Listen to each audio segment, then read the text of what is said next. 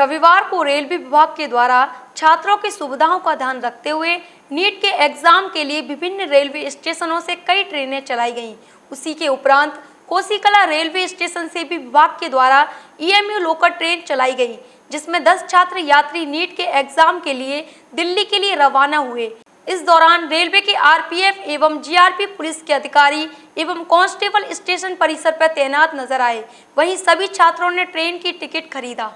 Station परिसर में आने वाले सभी यात्रियों से रेलवे की पुलिस के द्वारा पूछताछ भी की गई, जिससे ट्रेन में यात्रा करने वाले और नीट के एग्जाम की परीक्षा देने गए छात्रों में पुलिस का भय बना रहे। इसके उपरांत रेलवे की जीआरपी पुलिस के द्वारा पूरी ट्रेन की चेकिंग भी की गई।